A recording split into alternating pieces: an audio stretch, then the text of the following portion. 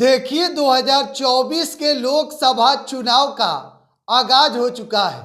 चुनाव अपने दहलीज पे खड़ा है और प्रथम चरण के तारीख जैसे जैसे नजदीक आ रहे हैं, क्षेत्र में प्रचार प्रसार भी खूब तेजी से हो रहा है। देखिए आज हम बात करेंगे महागठबंधन की। मुकेश सहनी की एंट्री अब महागठबंधन में हो चुकी है और मुकेश सहनी को 3 सीट दिया गया है।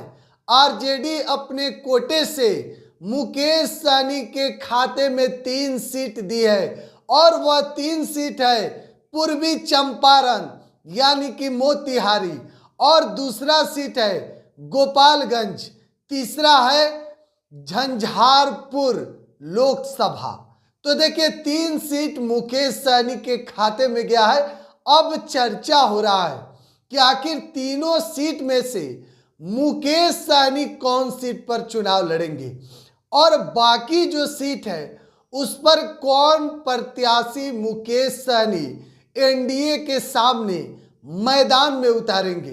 तो देखिए बात हम करते हैं सबसे पहले पूर्वी चंपारण की यानी कि मोतिहारी की, जहां से एनडीए के प्रत्याशी हैं राधा मोहन सिंह, सिटिंग एमपी हैं यानी कि वर्तमान में सांसद हैं राधा मोहन सिंह। पिछले कई साल से राधा मोहन सिंह पिछले कई टर्म से यहां से सांसद बन रहे हैं। इससे पहले भी राधा मोहन सिंह 5 बार यहां से सांसद बन चुके हैं। अब एनडीए के सामने यहां से वीआईपी के पार्टी यानी कि मुकेश सहनी का पार्टी चुनाव लड़ेगा।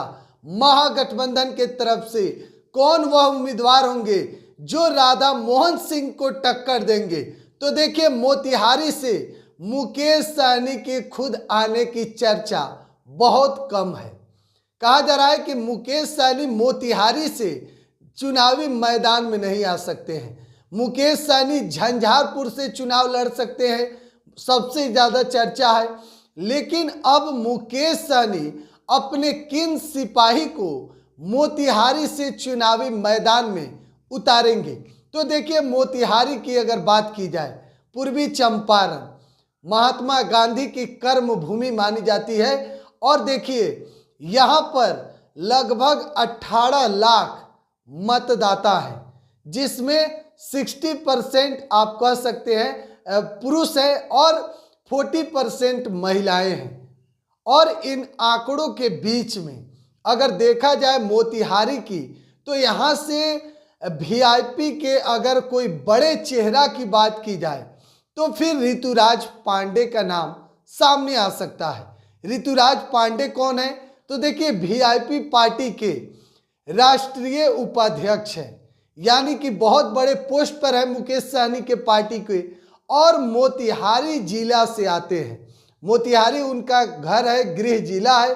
तो ऋतुराज पांडे यहाँ से चुनावी मैदान में हो सकता है कि मुकेश सहनी उनको उतार सके, और भी कई चेहरे के नाम सामने आ सकते हैं। लेकिन फिलहाल अगर मुकेश सहनी के पार्टी की बात की जाए, जो अगर अपने पार्टी से किसी उम्मीदवार को चुनाव लड़ाते हैं तो फिर ऋतुराज पांडे का नाम सामने आ सकता है, क्योंकि बड़े चेहरा हैं, राष्ट्रीय उपाध्यक्ष हैं वीआईपी पार्टी के, विकासशील इंसान पार्टी के, और काफ़ी सक्रिय नेता हैं, क्षेत्र में भी सक्रिय रहते हैं और कल्याणपुर से निर्दलीय विधानसभा का चुनाव भी लड़ चुके हैं।